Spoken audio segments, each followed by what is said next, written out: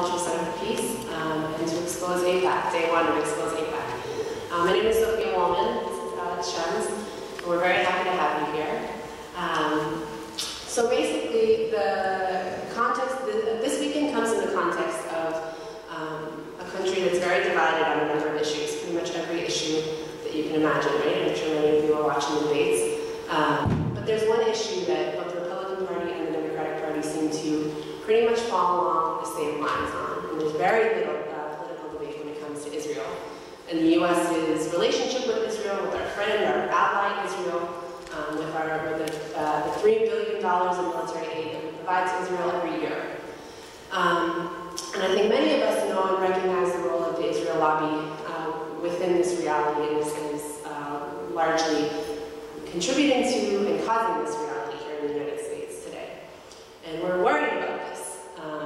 And we also know that AIPAC, the American Israel Public Affairs Committee, is a very powerful organization, holds a lot of influence in the U.S. and in promoting the policies that the right wing in Israel are trying to further.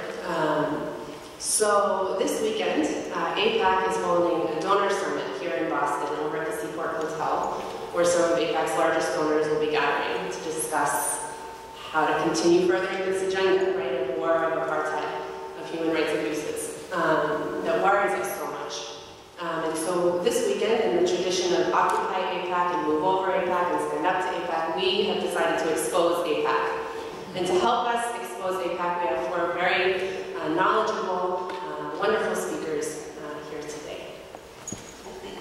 So I'm going to start off introducing the first speaker, who is Representative Denise Provost.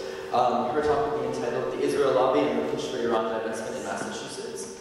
Representative Provost is the state representative for the 27th Middlesex District, Massachusetts House. In 2010, she was one of 15 state representatives to vote against an Iran pension divestment bill pushed by representatives of AIPAC. After she speaks, because of time considerations, we're going to have a 10 to 15 minute Q&A, and then we're going to move on to our next speaker, who is Professor Stephen Walt. His talk will be entitled "The Israel Lobby, What It Is, How It Works, and Why It Matters." He is currently the Fellow Professor of International Relations at Harvard. He is a co-author with John Mearsheimer of the University of Chicago of the groundbreaking book "The Israel Lobby and U.S. Foreign Policy." Walt blogs regularly at Foreign Policy magazine, where he addresses the Israel lobby, the Israel-Palestinian conflict, and the possibility of an attack on Iran. Following that, we're going to have two more speakers. So after Mr. Walt, we'll have Jamal Abdi. He is coming to us from the National Iranian American Council. And this title of his talk will be "Capitol Hill, AIPAC, and Iran, Room for Rational Debate." Mr. Abdi is the Policy Director for NIAC, where he monitors U.S. policies and legislation regarding Iran. He previously served in the U.S. Congress as the policy advisor to former Representative Brian Baird, a Democrat from Washington, who broke with the AIPAC agenda on numerous occasions. He's written for the New York Times, CNN, Foreign Policy, and The Hill. He also writes for IranFacts.org, a project initiated by NIAC and Just Foreign Policy to separate myths from fact on Iran's nuclear activities. As you'll see in your program, there's a little history on NIAC as well. And finally, our speaker, Kristen Shremsky. She's coming to us from American Muslims for Palestine. And the title of her talk will be AIPAC, the Israel Lobby and Islamophobia. What's the connection? Ms. Shremsky is the Director of Media and Communications for American Muslims for Palestine. She's an award-winning journalist, spending over 20 years as an editor and investigative reporter. Before joining American Muslims for Palestine, Ms. Shremsky worked as a correspondent for the Chicago Tribune and other local papers. Currently, her work appears on Al-Jazeera, Electronic Intifada, Washington Report on Middle East Affairs, and the Islamic Horizon. Welcome to all of our speakers, and just two little notes. We are accepting and encouraging donations for this weekend, so after the program at our dinner, you'll be able to do that. And also, if you're not familiar with AIPAC, there's a little bit of a summary of why we're so worried about it inside our program. So welcome, and thank you.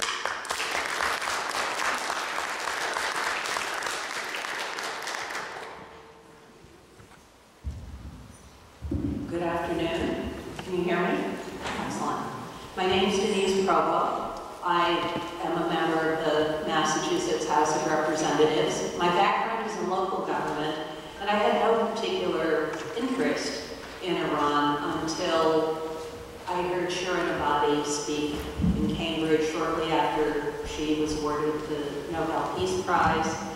And my takeaway from her talk was that in order to promote democratic institutions in Iran, we should support civil society in Iran. Simple idea. Then in the summer of 2007, which is when this story actually started, I got an email from colleagues asking me to co-sponsor a bill that was being late filed, a bill that would require that the state's retirement board divest from companies doing more than $20 million worth of business annually in Iran's petroleum sector. I thought about how that bill might benefit Iranian civil society and didn't see any positives there and didn't sign on. And the next day I get a very interesting email from outside the building from a registered lobbyist who represents, among other clients, JCRC, the Jewish Community Relations Council, and asked, this was sent to all senators and representatives, and asked us to sign on and co-sponsor the bill and tried to link it to legislation passed the previous year that had the Prim Board divest from companies doing business in Darfur, and tried to link the bills. The Jewish Community Relations Council, one of the key groups working on the Darfur legislation, has communicated its strong support for this bill, that's the Iran divestment bill, and its gratitude to the four co-sponsors who initiated it. These included the majority whip in the Senate, the second most powerful person after the Senate president, the Democratic chairman of the Joint Committee on State Administration and Regulatory Oversight, the minority leader in the House and the minority leader in the Senate, that being Richard Tisset, who, as you know, is a congressional candidate right now. You know, I did not find this email any more convincing, and if anything, I found it a little bit troubling. And started to pay closer attention to why we should be doing bills in the legislature that deal with international anything, as we are a state legislative body and have no foreign policy expertise. A few months later, September of 2007, we were debating a supplemental budget, and many of the Republicans in the House filed amendments that would have required divestment from Iran. Some of them added other terrorist states. None of them passed, but I knew that did not mean much of anything except that the Republicans were not going to get credit for any big policy decisions attached to a budget bill. And I was really taken aback by the vehemence and the great number of such amendments that were filed. And the day after that debate, I left for Washington to go to a conference of WIL, the Women's Legislative Lobby, which is a project of WAN, Women's Actions for New Directions, a peace group that you are probably familiar with. And when I got to Washington, I discovered war talk was everywhere, and that WIL had added a new session to their conference, why Darfur divestment is good and Iran divestment is bad. I signed up for it. I called my staff and had a Google alert put on Iran and divestment. And, you know, started to have my eyes open as a consequence of looking more deeply into Iran divestment, I found out that in January of 2007, former Israeli Prime Minister Benjamin Netanyahu urged pension officials to adopt a policy of divestment. The idea was more recently echoed by Howard Core, executive director of AIPAC. Last month, he said the group would join with other Jewish groups to support divestment efforts. And indeed, my Google alert showed me that there were divestment efforts going on in states all over the country. I imagine the war drums must have continued. In October 2007, I got an appeal from MoveOn.org for their campaign against attacking Iraq. The following month was the National Intelligence estimate that downplayed the danger of the so-called nuclear threat from Iran. By December, the anti-war blog posted a story, Key Neocons Giving Up on Iran Attack, and concluded that, yeah, pretty much they were. But then in December of 2007, the Washington Jewish Week published an article titled, "No Time to Ease Up on Iran. Locals Dubious About Newly Released Arms Data." So while some may have been diverting their attention from Iran at that time, I knew that there were folks paying attention. And a few months later, in 2008, there was a public hearing on the bill, as all bills are required to have.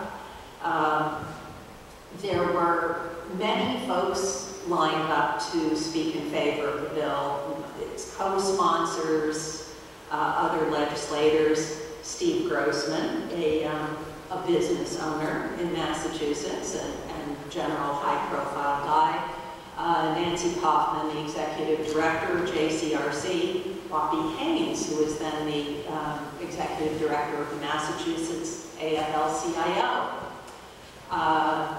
It is unusual, actually, for legislators to testify against their colleagues' bills, but I felt it was important to do so. And I tried very hard to find others who would testify as well. Jim Walsh was out of town and couldn't have. He submitted wonderful written testimony. John Tierman came to testify, one other scholar. I had been put in touch with some Iranians, mostly students in the area, all of whom concluded it was too dangerous and threatening to consider testifying, and did not. The only other person I can remember who gave testimony was the chief of investments for the Printer Board, for the State Retirement Board, Mike Travellini. And if the name Travellini sounds familiar, yes, he was the brother of the then Senate President. After the public hearing, which was extraordinary in that I had never heard a committee chair treat individuals coming before the committee to testify more rudely than Chairman Cabral did that day. Things went quiet again, at least within the State House, although a couple months later, in June, the Wall Street Journal published the story, "Iran Emerges as Key Issue in Jewish Vote," and other similar kinds of articles started to appear, many of them with photos or portraits of John McCain highlighted,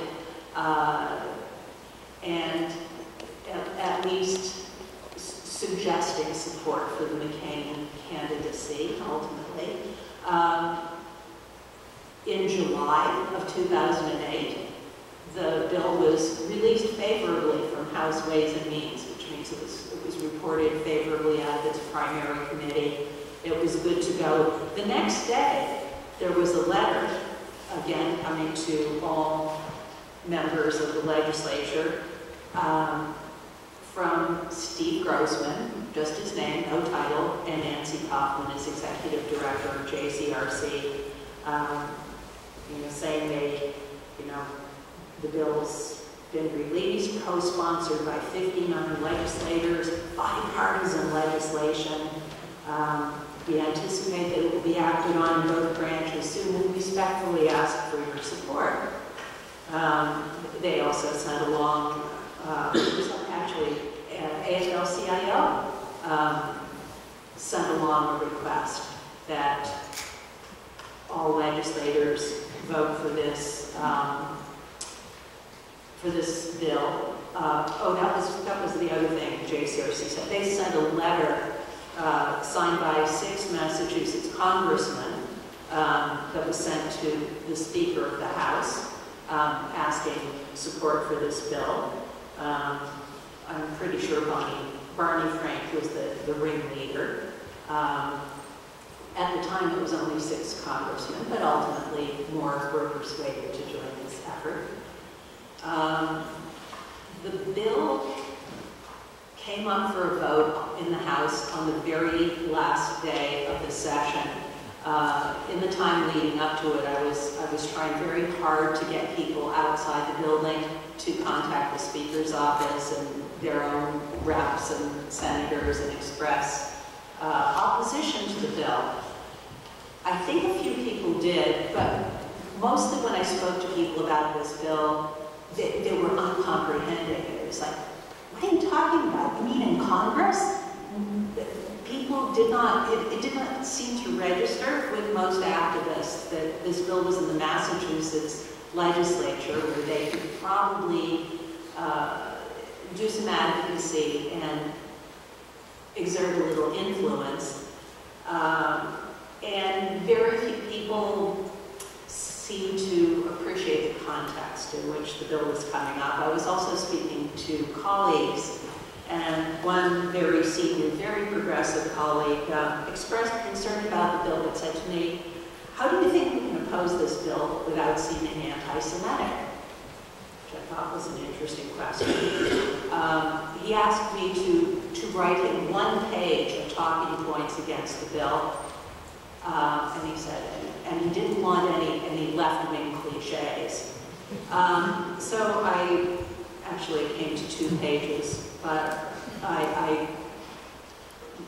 came up with 8 reasons to vote against this bill.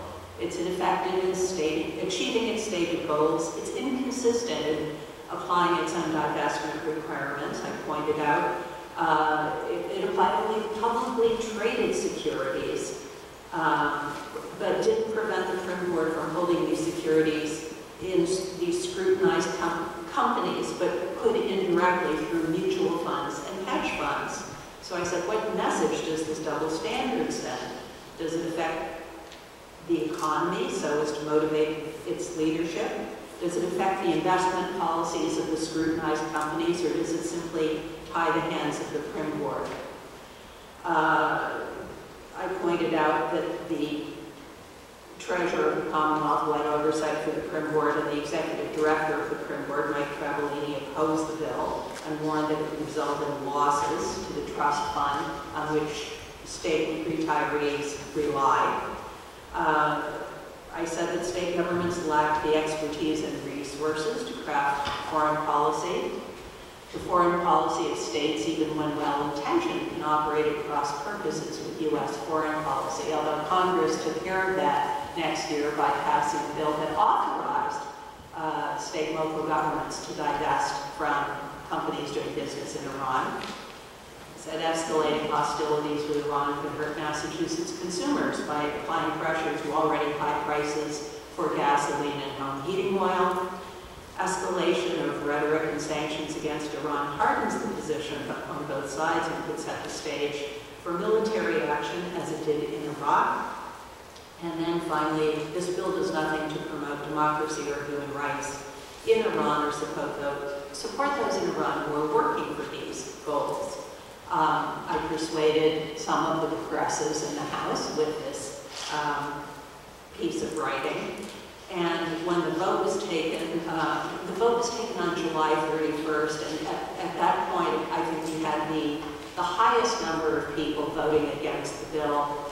There were 27 nays out of 160 members of the House, although there were 6 brave souls who simply did not vote. which I considered actually to be a very grave act that day. I'm not being sarcastic. The bill went to the Senate, but under the rules of the Senate, any member can pull the bill for 24 hours. And my senator took that action in the Senate on this bill. And so it died on the last day of the formal session.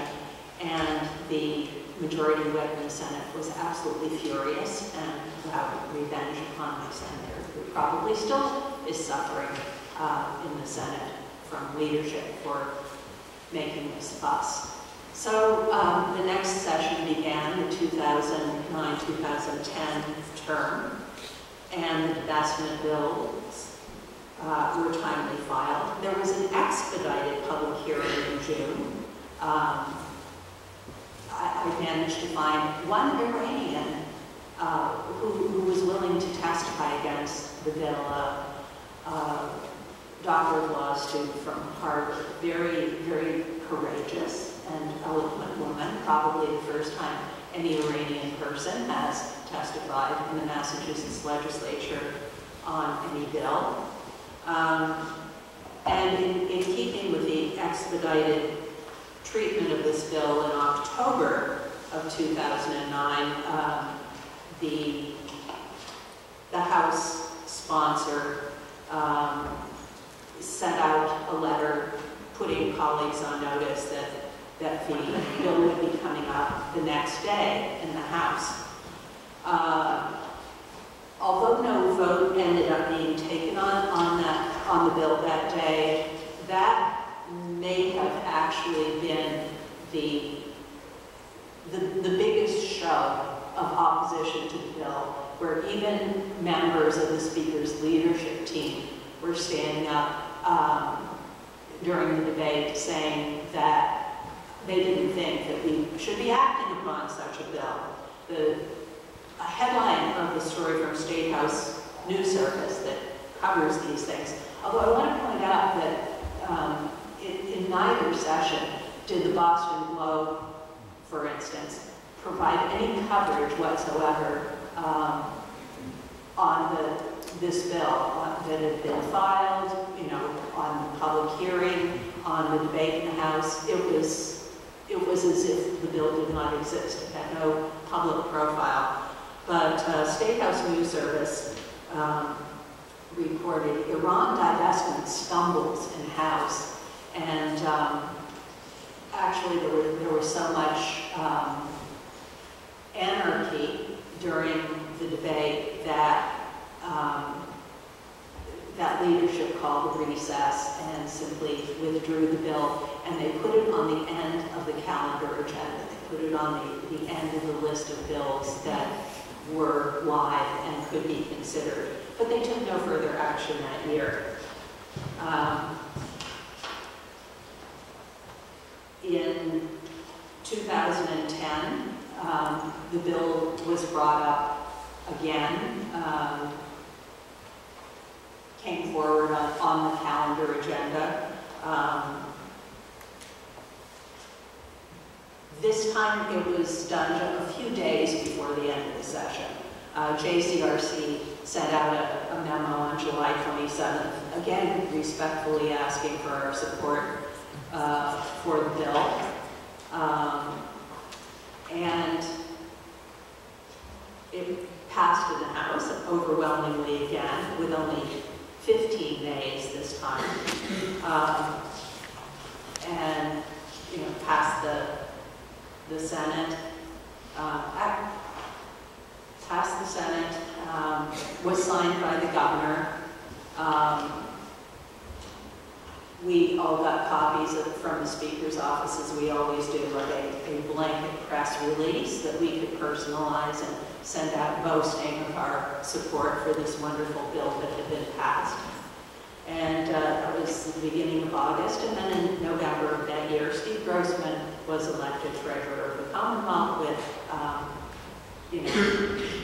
wouldn't be sworn in until January of 2011, but has oversight over the state pension fund, and I think Travellini had left by then, Michael Travellini. You could see the writing. After all, Cahill was leaving to run for governor. And speaking of governors, it's well known on Beacon Hill that Steve Grossman wants to be the next governor of the Commonwealth. He discerns, probably correctly, that our lieutenant governor is damaged goods at this point politically and would not be able to run successfully. Governor Patrick has announced that he is not running again. And that is the, as quick as I could do it, version of the story of how the Massachusetts legislature became part of an international campaign to demonize and marginalize Iran and make it, I think, more, not really even apply economic sanctions so much as predispose the American public to being accepting of military action against a country that most people could not locate on a map. Thank you.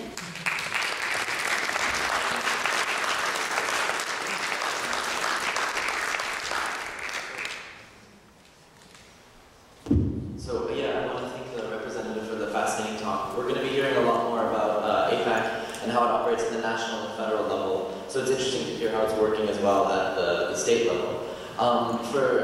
Because of time considerations, we're going to have about 5 minutes for questions from the representative.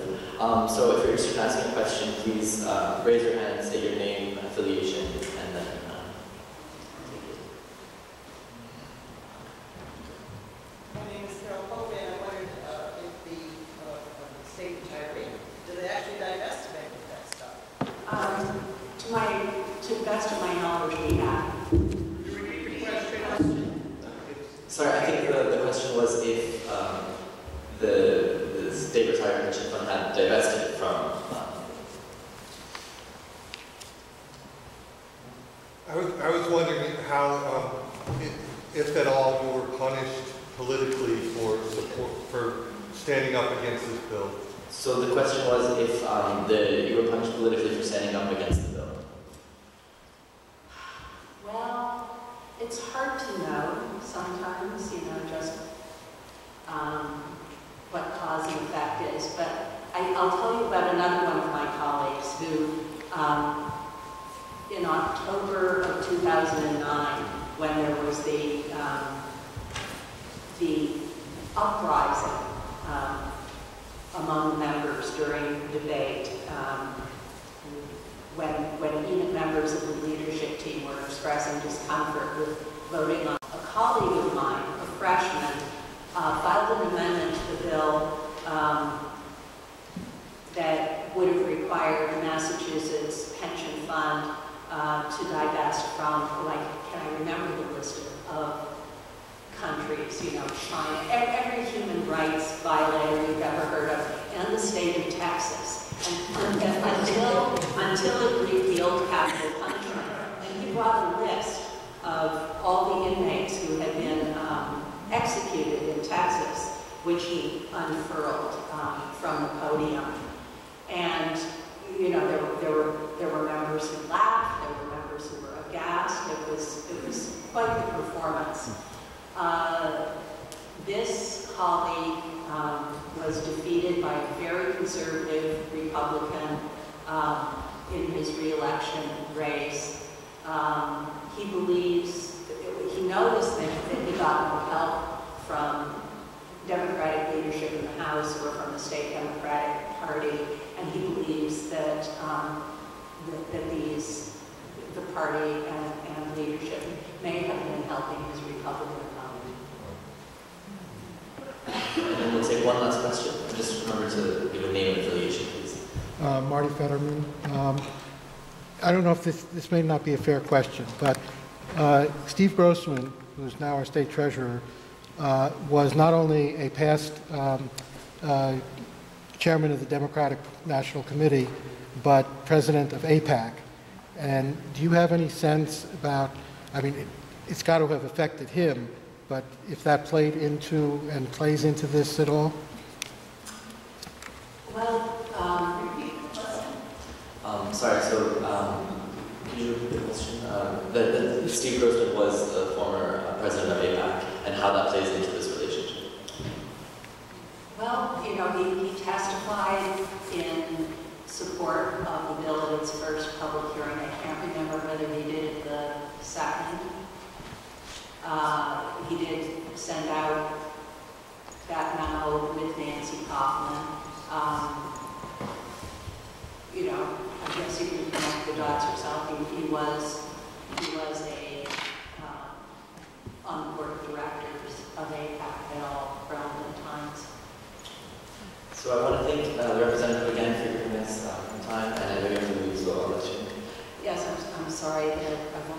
to hear the rest of the panel, but it's been a tightly scheduled day, and I thank you for your interest. And you can, if you have questions, just contact me. If you go to the mass.gov website, I'm easy to find. Thank you.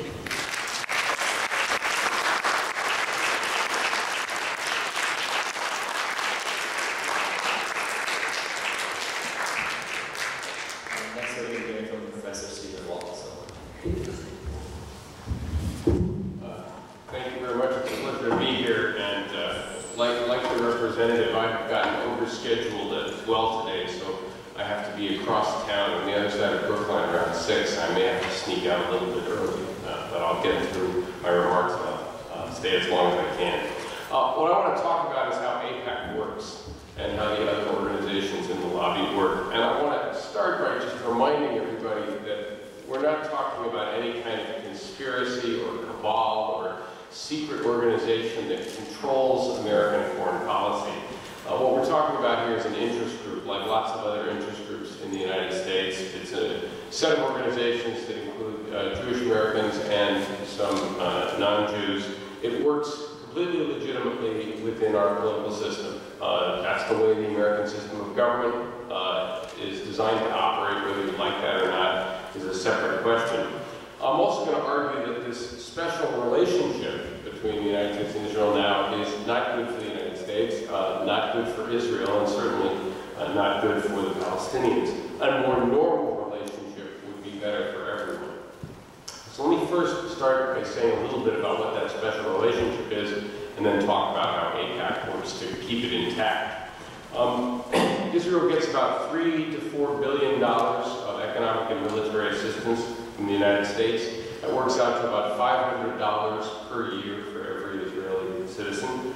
And it gets that aid even though it's now a wealthy country, 27th in the world in per capita income. It gets that aid even when it does things that the U.S. government formally opposes, like building settlements in the West Bank. It gets consistent diplomatic support from the United States, and you hardly ever hear an American politician say anything critical of Israel, even when it does things that we oppose. Instead, in fact, they tend to bend over backwards to try and convince everyone how deeply they support Israel. In short, Israel gets enormous support from the United States, and it gets it pretty much no matter what it does. Now the question is why? Well, one argument is that it's a vital strategic ally. It's very good for American security. And you could make that argument back in the Cold War. One could argue about it, but that argument was made a lot. But today, the Cold War is over, and the combination of unconditional American support and Israel's continued occupation creates great anger and resentment at the United States throughout the Arab and Islamic world. It's one of the key sources, not the only source, but one of the key sources of anti-American extremism as well. So on balance, I think Israel is now a strategic liability, and that doesn't explain the relationship. Or you could argue that there's some moral reason for it, that explains the special relationship. It's a country with the same values as the United States. But again, I don't think that holds up either. Israel is a democracy, but so are lots of other states around the world, and none of them have this kind of a relationship with the United States. So it's not just the fact that Israel is democratic. And plus, keeping the Palestinians under occupation for over 40 years and trying to colonize their lands is not consistent with American values. So again, I think you can't explain this special relationship for that reason. And the real explanation, of course, is the political influence of the Israel lobby. And again, it's just important to understand again that interest groups are at the center of political life here in the United States. We have a divided system of government. There's lots of ways that different lobbying groups can try and influence either the executive branch or influence Congress, and lots of them do, whether it's the NRA or the energy companies or big pharmaceutical companies or the foreign lobby or you name it. And the Israel lobby is doing much the same thing. Money also is critical to political success in America. You may have noticed that. Millions of dollars being given in every election cycle, and not very well regulated here in the United States. What that means is that lobbies of all kinds and special interest groups of all kinds can be very influential. on many issues, including foreign policy issues, and that's certainly the case with the Israel lobby and Middle East policy. So what is it? How does it work? It's a loose coalition of different organizations and individuals who actively and openly work to promote unconditional American aid to Israel, to maintain that special relationship. So I'm thinking about groups like AIPAC, obviously, but also the Anti-Defamation League, Christians United for Israel, think tanks like the Washington Institute for Near East Policy, which was spun out of AIPAC a couple of decades ago, publications like the Weekly Standard, for example, which promotes a consistently pro-Israel line. Now, the lobby does not include anyone who happens to have a favorable attitude towards Israel. To be considered part of the Israel lobby, you have to actively work to try and sustain that special relationship. So I'm only talking about groups and organizations that are actively engaged in the political process. It is not a single centralized organization with a common headquarters. In fact, different groups don't agree on every single issue. Some favor a two-state solution, some are adamantly opposed. What they have in common is they all want to maintain a special relationship where the United States backs Israel no matter what Israel does. Finally, this is an important point, and some of you know this quite well, of course, not all Jewish Americans are part of the lobby. Some members of the lobby, so-called Christian Zionists, aren't Jewish at all. Lobby is defined by its political positions, not by religion and not by ethnicity.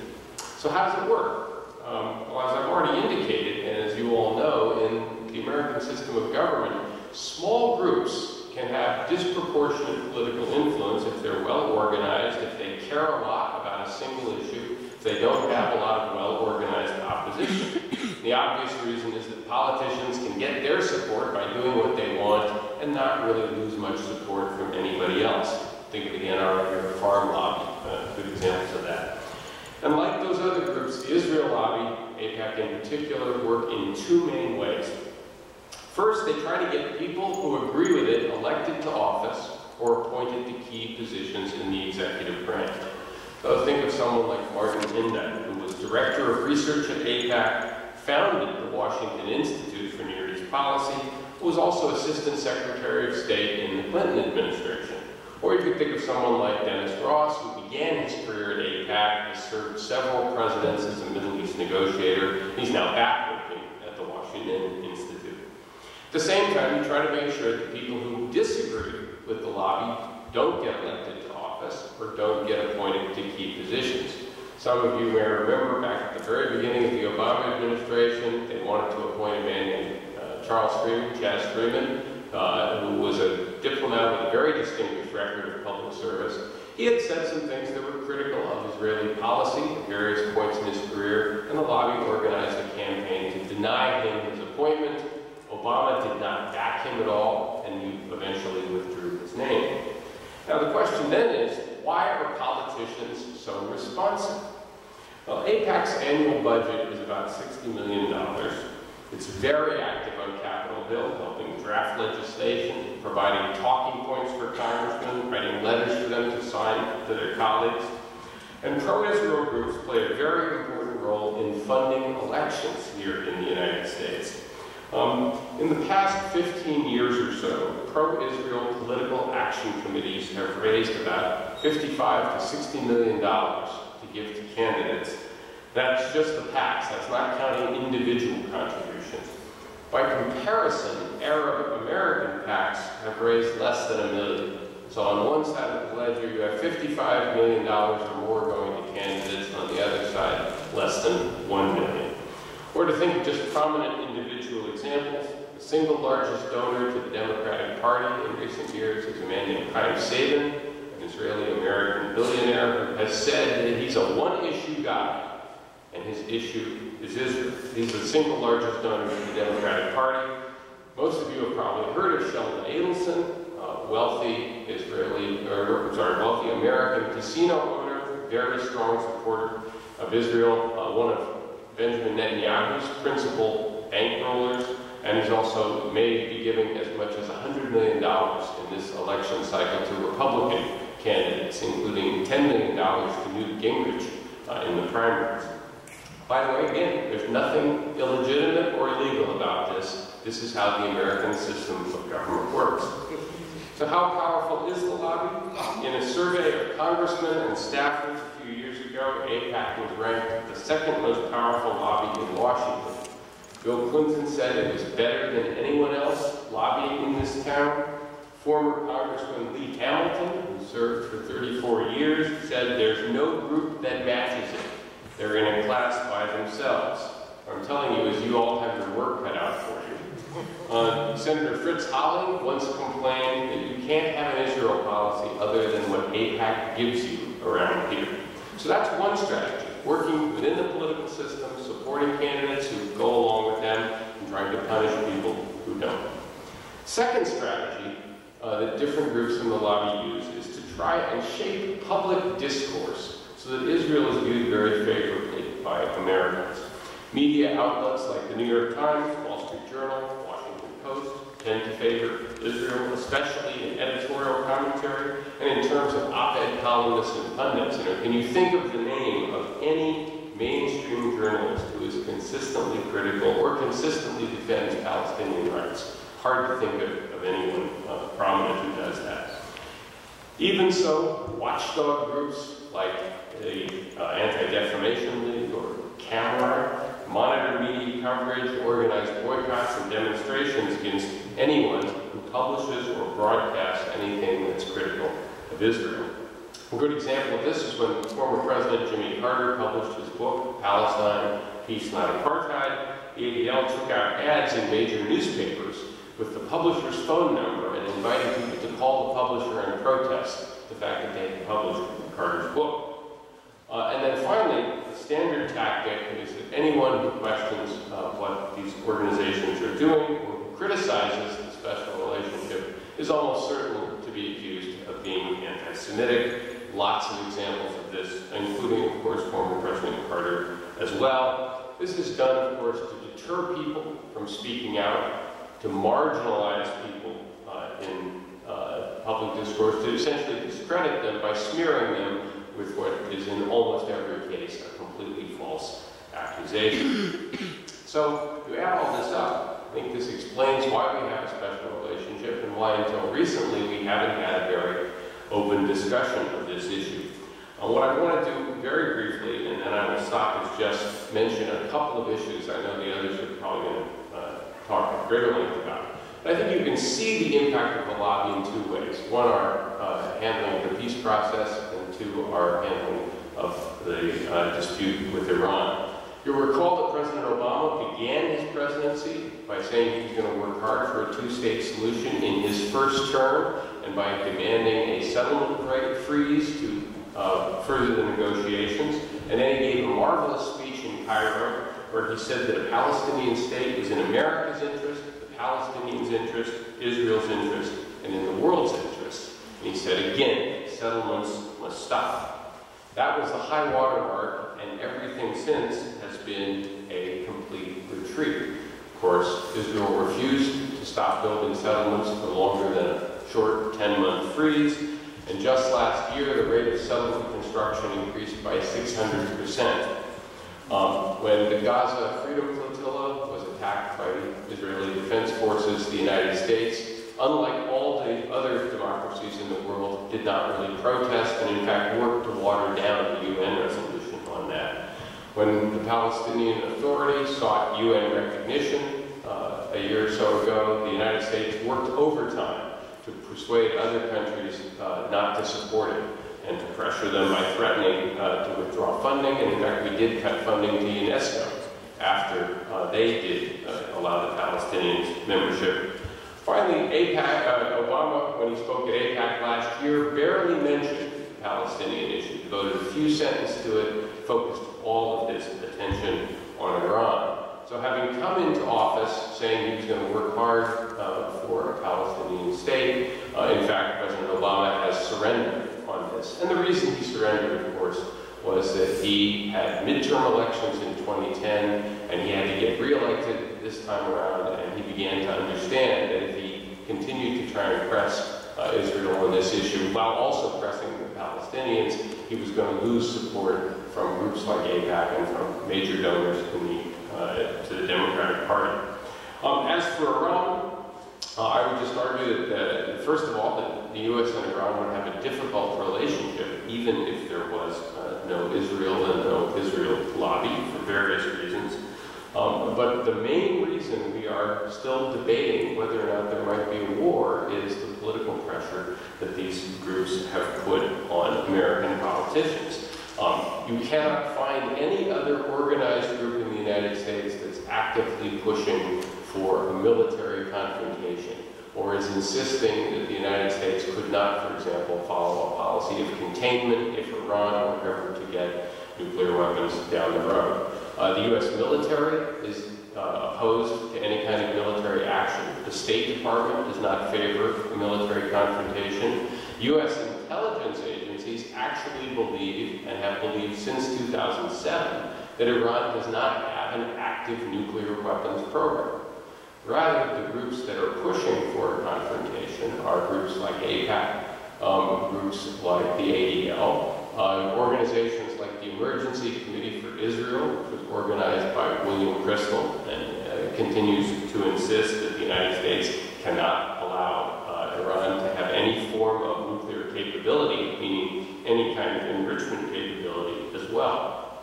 Now, finally, it is worth noting that the Israeli government, and in particular Prime Minister Netanyahu, have pushed the Obama administration very hard to make a commitment to use force. And they have not gotten that commitment. I believe that's in part because President Obama realizes that a war would be foolish, and that proves to you that the lobby doesn't get its way all the time. Right now, of course, asking the American president to commit himself to go to war on your behalf is a very big request. All right, but nonetheless, it proves that these organizations are not all powerful. It's also true that there's lots of opposition within the U.S. government, and very importantly, the Israeli government is divided too, with many Israeli national security officials recognizing that war is not a good idea at this point. So for all of these reasons, we haven't gotten a war, but the fact that there is still lots of pressure being put on President Obama to keep this issue focused, or keep his attention focused on it, I think does indicate that this is still politically very influential. Let me just say a couple of things to wrap up. What should we do instead? Well, at the most basic level, we should be treating Israel like a normal country, right? Like we treat other democracies. It means we should support it when it's doing things we think are in our interest and are appropriate, and we shouldn't support them when they're not. Being a friend doesn't mean you always have to agree with someone, or you always have to support them, especially when they're doing something foolish. Regarding the Israeli-Palestinian conflict, we should act as an honest broker and pursue an even-handed policy, pressing for a two-state solution while there is still time, and if that becomes impossible, then pressing Israel to grant its Palestinian subjects full political rights. Regarding Iran, we need to rethink our entire approach, take the use of force off the table, agree that Iran can enrich uranium for energy purposes under appropriate safeguards, and gradually ease economic sanctions. To do those things would require the Obama administration, or perhaps a Romney administration, to not allow U.S. policy to be dictated by AIPAC and other groups in the lobby. Now, I am not especially optimistic that those things will happen, but there are a couple of hopeful signs. One is there is a much more open discourse on this subject than there was a few years ago. More and more people talking openly about the negative impact that groups like AIPAC have. In terms of public discussions, it's much different than when I first started researching and writing about it.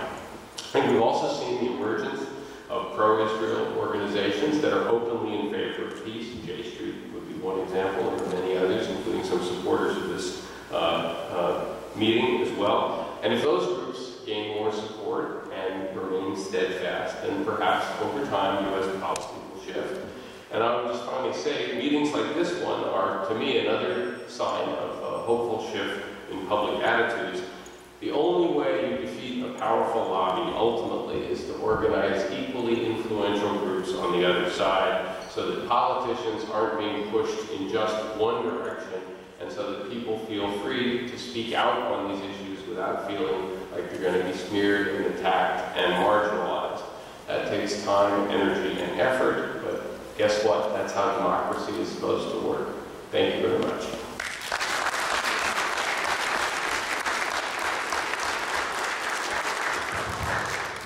So we're going to switch the program around just a little bit. We're going to do about 10 to 15 minutes Q&A, if that's all right, since Mr. Wall has to leave. So again, name and affiliation, and speak up, please. Stephen, my name is Janice Leary. We have a small group in NIAC called Peace for Palestine. You've touched on an issue that is of concern.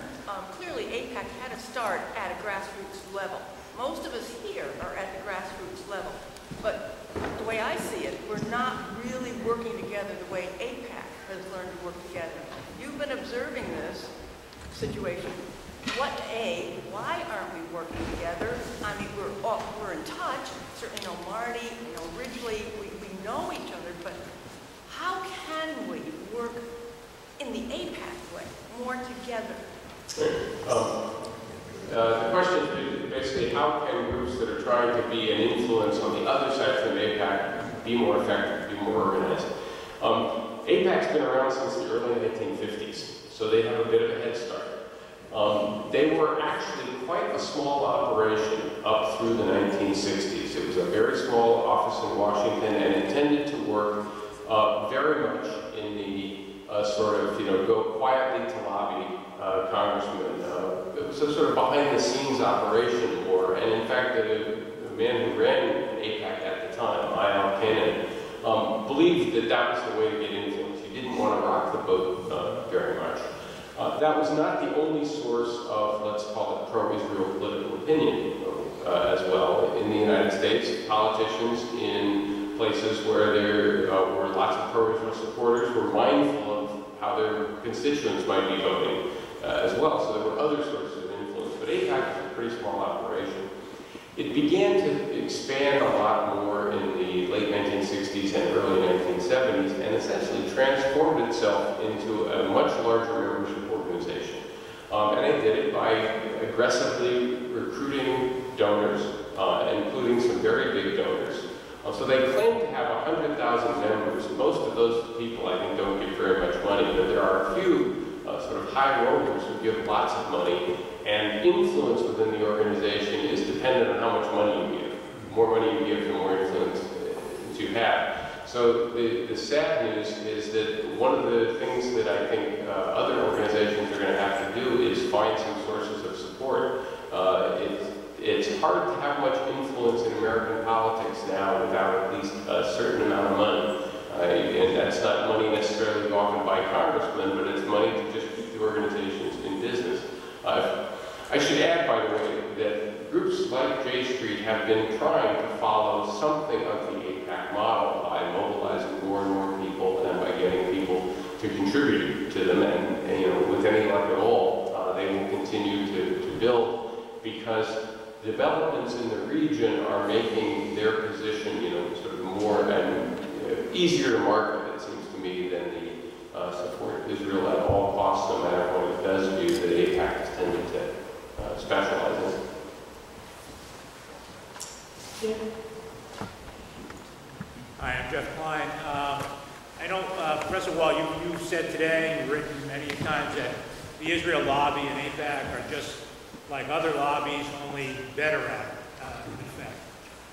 But don't we also have laws that require groups that lobby on behalf of a foreign country to register as agents of a foreign country and fulfill certain special reporting obligation because of that? And I say, Denise Pruitt knew this, but people here may not know that this whole, for example, this whole statewide divestment, state-by-state divestment campaign, for example, was hatched by Benjamin Netanyahu and Mitt Romney in Herzliya in Israel. It's on the public record in early 2007. That is, the initiative for it came from a foreign country. And AIPAC pursued it at the behest of foreign politicians. So how does AIPAC escape the rule that it should register as the agent of a foreign power? The question is, why isn't AIPAC considered a foreign lobbying organization, and foreign lobbyists have to register in Washington and have various legal restrictions? And the simple answer to that question is because the members of AIPAC are American citizens, and they are organizing to press the U.S. government to support policy that they think is right. And it's not the case of, say, someone who is working for the Turkish government, and the Turkish government comes in and hires a professional lobbyist in Washington to represent. Almost all governments around the world do this, but they are, in fact, foreign governments. If a bunch of Turkish Americans, people who had citizenship in both countries, wanted to organize and press their local congressman to be nicer to Turkey, they could do that, and they wouldn't have to register as a foreign lobbyist. Remember that the United States is a melting pot country, so we also have increasingly influential Indian American lobbying groups who press for a closer relationship between the United States and India. The Greek lobby has had a lot of impact, got an arms embargo on Turkey over Cyprus back in the 1970s and 1980s. Ethnic lobbies in the United States are fighting Armenian Americans, right? You ever ask yourself why the United States gives more aid to Armenia than any other country in the Caspian region? Guess what, folks? We have an influential Armenian American political community as well. So none of these groups have to register as foreign lobbyists because they're American citizens doing what Americans do, getting involved in the political system. The one place where I would fault, where I think that some groups in the lobby step over a line for me, is not a legal line. It's this tendency to smear people and basically try to silence people, to try and put pressure on organizations to fire people, to cancel speaking engagements, to get college professors, fired or pushed in various ways. This is not the way things are supposed to operate in the United States, where we really do privilege freedom of speech, and we want to have lots of different views out there. And there are lots of organizations, I have some experience with this myself, of trying to get people silenced by getting their speaking engagements canceled and putting lots of pressure on organizers to do that. And that, to me, is not an appropriate way to behave in a democracy. So, question here? Yes, thanks. My name is David Zach, and I'm unaffiliated. And first, thank you for being here, and thank you for all the good work you've done. A lot of us deeply appreciate it over the years. Ideally, I'd be able to ask this question of you after I have heard, and you have heard, from Kristen, because it goes to the subject of Islamophobia and AIPAC. So without benefit, unless you can stay for what she has to say and answer it afterwards. Right now, do you think it's a fair characterization of AIPAC to say that it's Islamophobic? I haven't looked at that question in any detail at all, so I'm going to say I've not seen anything to suggest that AIPAC itself is. I think it is pretty clear that there are some more sort of right-wing supporters of Israel who are also closely connected to a number of groups and organizations that have put out what I would regard as Islamophobic materials. And the thing I think you should look at is I believe the Center for American Progress did a terrific study earlier this year tracing the connections between a number of these organizations and donors and things like that. I think one has to be very careful in making these sorts of accusations, though, because you want to avoid the guilt by association problem. So, put it in, suppose there's somebody who supports, writes a check to support an Islamophobic organization or a group that's trying to stir up Islamophobia, but also writes a check to the American Red Cross. I wouldn't immediately say that the American Red Cross is an Islamophobic organization just because they're happy to get support from the same person. Right? Nonetheless, I think the Center for American Progress report, which lays out a lot of these connections quite carefully, does show that there's a lot of the same people pushing a certain pro-Israel agenda and also a certain Islamophobic agenda, which is not all that surprising. I think we have time for, can we do two more? Here in the hat, please. Harry Clark. I would like to add a comment on the question of foreign agent registration.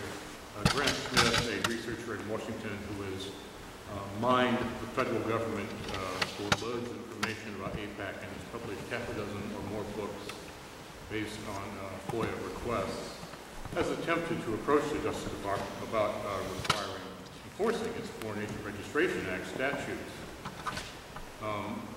The case that Jeff mentioned in 2007 is just one example. And he actually got an appointment with the officer of justice who is in charge of enforcing the FARA Act. They had a meeting, and he began to outline his case. There was somebody with him when I got this report from a witness to this meeting. And the officer seemed to warm up to the arguments he was making. You know, he was on the verge of agreement. Yes, this does look like something we should look into. There were, she had an associate with her. There were 4 people: Smith, his colleague, the FARA officer, her colleague, and then a 5th person at the far end of the table. In government meetings, you usually give out your cards. You know, they say, oh, I'm such and such. You know, you introduce yourselves and so on. This 5th person did not do that. Can you just make sure there's a the question? point is, she started to warm up to his case and to say that yes, they should look into this. And this 5th person, unnamed, intervened and said, AIPAC should have a chance to answer that. That is, in the process of investigation, not in the process of, you know, facing charges. That's how tied down things were. Is there a question? Well, it's a very illustrative anecdote, I think. Yeah, I mean, this issue has kicked around for a long time, and there have been a number of legal cases that have been brought as well, none of them at this point successfully. I would just remind everybody that even if there was a ruling at some point in the future that AIPAC had to register, and as I said, I don't think it ever would because its membership is American citizens, it wouldn't change its political impact. It could still do all the things it is currently doing, and it wouldn't affect, it seems to me, its ability to have some political influence. And remember, the lobby is not just AIPAC. There are lots of other organizations that are also contributing to maintaining the relationship. So this is not going to be the magic bullet that alters American Middle East policies. It's not my opinion. Okay. This woman here, and that's the last question for Mr. Wall. Yeah. Yeah. Could you speak to the relationship between AIPAC and the military-industrial complex? That would be like a separate lecture. I actually think there isn't an enormous direct connection between the two. Many parts of the quote-unquote military-industrial complex are not big defenders of the special relationship. One of the places where AIPAC lost, for example, or at least lost in part, was the famous sale of AWACS aircraft to Saudi Arabia back in the 1980s. And that made a lot of money for Boeing and other defense contractors. So in that case, the military-industrial complex was headed in one direction and AIPAC was headed in another. Similarly, we sell a lot more weaponry to countries like Saudi Arabia and other Middle Eastern countries than we do to Israel. So in that sense, the purely economic interests of the quote-unquote military-industrial complex go the other way. And they are, I think, far less interested in the politics of the region than in their bottom line, which is what we expect corporations to do. I think there are some times when there is a bit of an overlap in various ways, and certainly some defense contractors make money off of our military assistance to Israel because the money comes back here and is spent on American weapons like F-16 and whatever. But by and large, I don't think that the military-industrial complex is what explains this. I also believe that were it not for the political influence of AIPAC and other related groups, the State Department and the American uniformed military would have us with a very different Middle East policy. The last 2 commanders of the U.S. Central Command both testified on Capitol Hill, for example, that the failure to get a 2-state solution is a major liability for our ability to advance other goals throughout the region. Now, that's a pretty obvious point, but the fact that these 2 commanders are willing to say that openly, testifying before Congress, suggests where the American military is at, and I would argue other parts of the executive branch as well. Yeah, no, sure.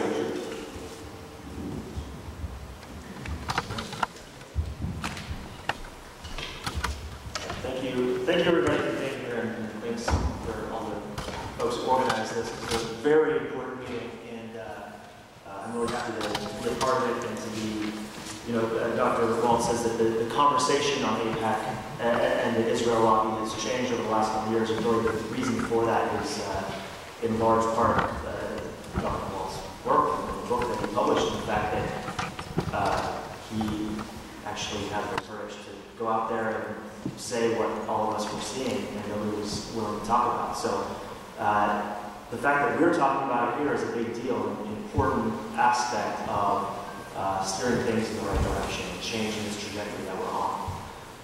So I'm here, I'm from the National Iranian American Council. I'm a former Hill staffer, and before I get into sort of my talk, which is going to be about what is the current state of affairs with Iran, why are we here, why are we in a position that looks a lot like we're on the brink of war? I just want to make sure to let you guys know what my organization does and what I do. National Iranian American Council is a grassroots organization. It's an advocacy organization. It's not technically a lobby, but we do advocacy on Capitol Hill. So I am in meetings with Hill staffers. I spend about a portion of my time on the Hill trying to convince Hill staffers to not sign this piece of legislation or to loosen sanctions on internet communications tools. Basically, I'm trying to get the Hill staffers to do the opposite of what AIPAC is telling them to do. That's effectively my job. National Iranian American Council, our goal is, it's really radical. We don't want war with Iran. We think that war is a bad idea. We think that sanctions are not a solution. And what we ultimately want to see is positive U.S. relations with a democratic Iran. And we think that the best way for that to happen is through proactive and sustained diplomacy without preconditions. And we can resolve the nuclear issue with diplomacy, and we can also resolve tensions between the U.S. and Iran that is currently having the effect of suppressing democratic voices inside of Iran and preventing the people of Iran from being able to pursue their civil rights and pursue their own aspirations and decide for themselves what future they want to see. For some, that is a radical notion, and the idea that we should be talking to evil is beyond pale. But that's what we do. I go and talk to Capitol Hill and convince them that they need to support diplomacy with Iran. So, I used to work for Congressman Brian Baird. He was one of the few members in the House who actually, more often than not, bucked what AIPAC was calling for. He was very active on the Israel-Palestine issue. He went to Gaza after Cass led. He was always one of those small groups of members that you see voting against things like, denouncing the Goldstone report, or eventually he voted against Iran sanctions.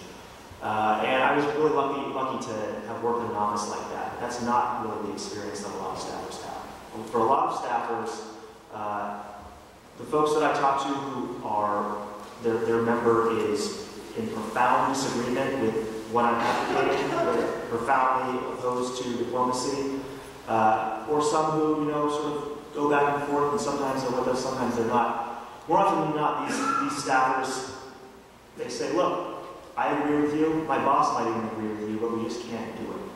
There's just not the political space to do it. Just because we agree with you, we can't take this home to our constituents and sell it. We're going to get hammered if we take a risk and sign on to this thing. And so basically, you build the political space, and maybe eventually we'll be able to come around. Now, the problem with this is that with the situation with Iran, the president, when Obama was running for office, he said we were going to have negotiations with Iran, and he broke with what was the prevailing wisdom of the Bush administration. I used that term very loosely, that we don't talk to evil, we can't have these talks. And Obama, you remember, in the Democratic debates, he said, no, I will have unconditional talks with Iran. And this was a big political liability. Oh my goodness, how could he say that?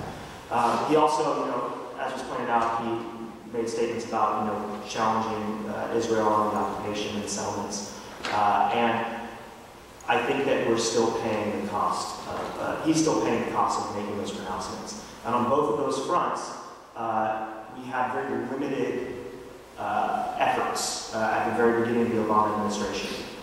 In the first year, the president did some limited outreach to Iran. We actually did get talks.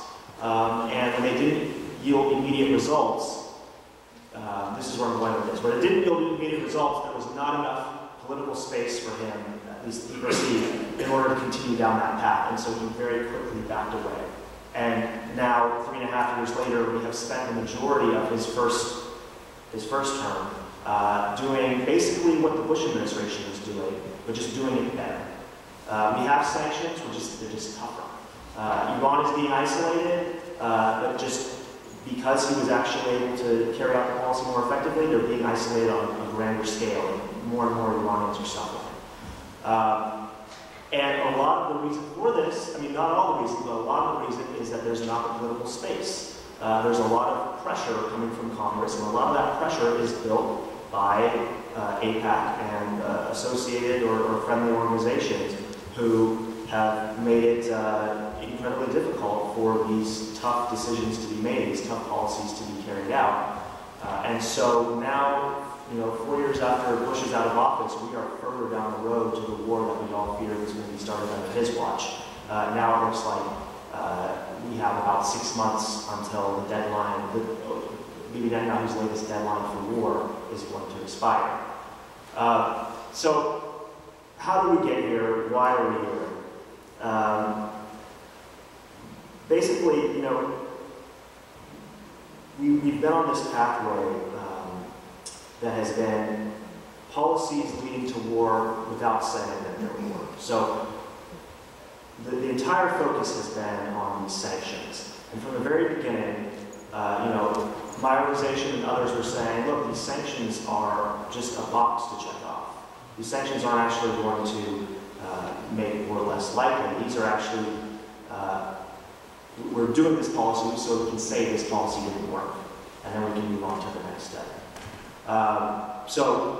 In 2010, we had these broad sanctions that were signed into law. They have dramatically changed things, inside of Iran, and all of the folks who are now advocating for war back then were advocating for those sanctions. Now they're advocating for war and saying, well, the sanctions don't work, so we need war. The next sort of step that we have is we had this fight about red lines. This is a little bit more central to the discussion right now, this red lines debate. You all saw Netanyahu get on stage at the UN with his Roadrunner cartoon, and he drew the red line. And so now it's all, as funny as that was, now we're all, when we hear red line, we do think, oh, okay, there has to be a line before we fill up this cartoon bomb flares. This was a serious dispute between the White House and Netanyahu and AIPAC. And I think it's instructive for us to sort of understand how this all works. So the red lines discussion, it started, it really got heated last spring. Now on Capitol Hill, the calendar on Iran, it doesn't go, it's not January to December. The calendar for Iran policy, it starts in March, because March is when AIPAC comes to town. It's when AIPAC has their annual policy conference. There's always some big piece of legislation that gets introduced right before the policy conference, and then AIPAC has, last night was, I think, 1,500, a lot of people go on Capitol Hill, AIPAC constituents, and lobby their member of Congress to support these measures. They have 500 meetings. They basically meet with every single person on the House and the Senate, and they get these things done. And this is all, I mean, as Dr. Wall pointed out, this is all legitimate. This is how the game works. The fact of the matter is we're just getting our butt kicked at. But this is how it works. So this past March, right before the policy conference, Ileana Ros-Lehtinen and Howard Berman, the top Republican and Democrat on the House Foreign Affairs Committee, unveiled this resolution saying that we cannot contain Iran we can't contain a nuclear weapons capable Iran. So that means two things. One, containment is off the table. But two, they're talking about nuclear weapons capable. And what nuclear weapons capable means is sort of a mystery to a lot of people.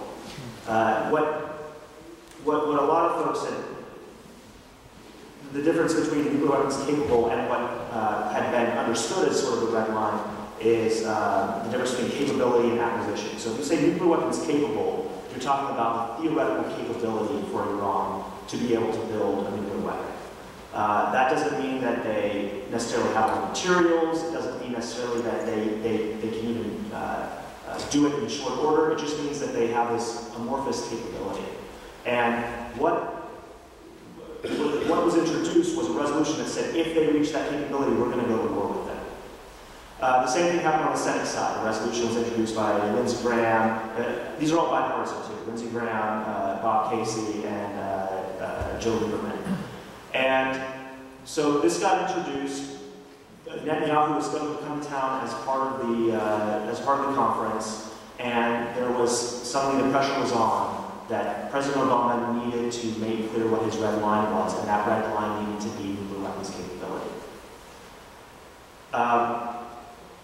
So the conference came, and Obama was scheduled to speak, and everybody was sort of wringing their hands. Is he going to say nuclear weapons capable is his red line? Does this mean that he's drawing a line that nobody really knows where it is, and it could basically, tomorrow we could wake up and somebody could say Iran has achieved capability. It's an undefined term, so it could be sort of, there's a vacuum that could be filled by whoever really wants to do that.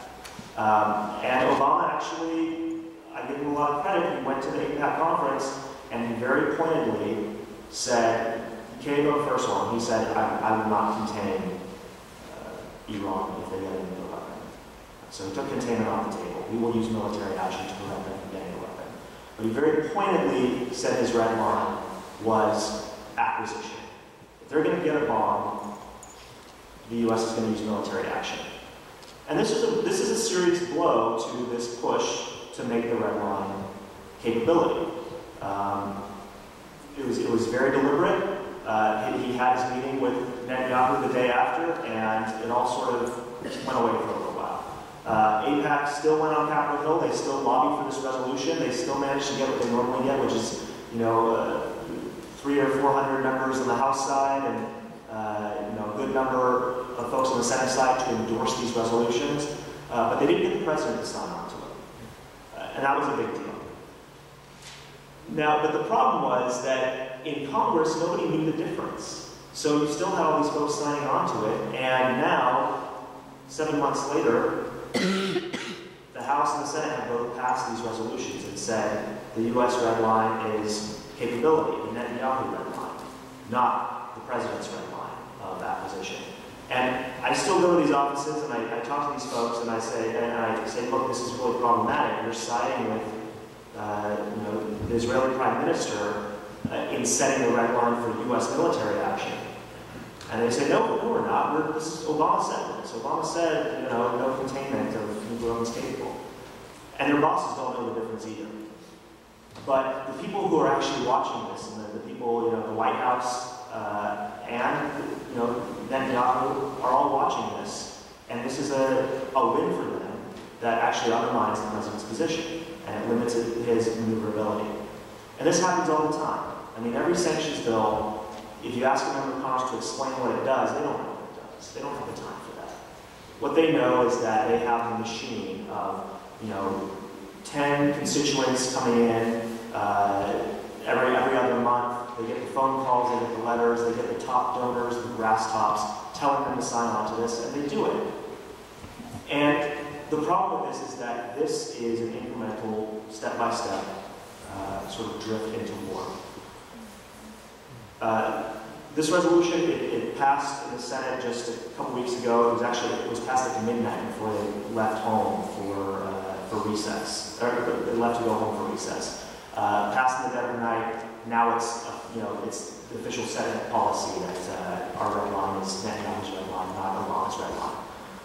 And now, just this past week, the next incremental step was announced. Lindsey Graham, fresh off his victory, said that he's going to introduce a resolution as soon as Congress comes back in the session after the election that would pledge that the United States will support Israel if Israel launches preventive military strikes against Iran. That the U.S. will support Israel with troops, money, and international political leverage, which means support Israel at the UN when, after Israel strikes Iran, there's a press to undo all the sanctions and likely a press by Iran to leave the non-proliferation treaty.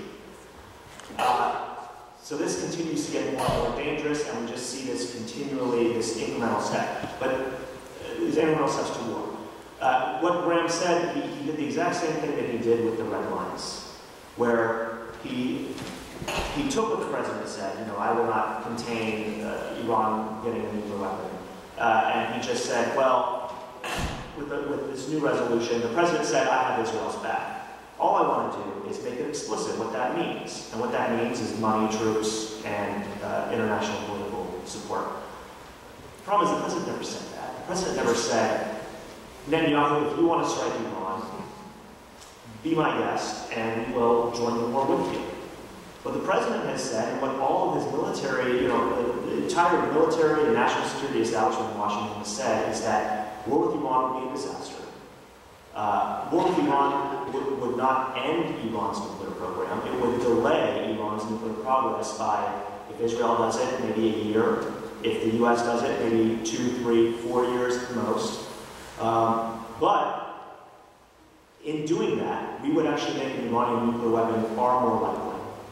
Because the Iranians would have cover to leave the NPT, the Non-Proliferation Treaty, expel IAEA inspectors who are currently on the ground in Iran. This is what's always lost in the debate. There are UN inspectors inside of Iran monitoring the program. So what that means is that if Iran actually decided to build a bomb, we would know about it. We would know before that happened. And that's the next point that all of these folks are saying. All of the intelligence, Pentagon, national security officials. Iran has not made the decision to build a bomb, and they're not actively building one. So we have this intense debate about whether or not we need to bomb Iran, or if we need to basically outsource the decision of whether we go to war with Iran to Benjamin Netanyahu. And Iran hasn't even made the decision to build a bomb. This is not an imminent threat. This is not something that we need to, there's going to be a 3 a.m. call tomorrow about. We're going to know about it if it happens. So, I think that, well, just to put this all into perspective, just to wrap this up, we need to recognize that there have been victories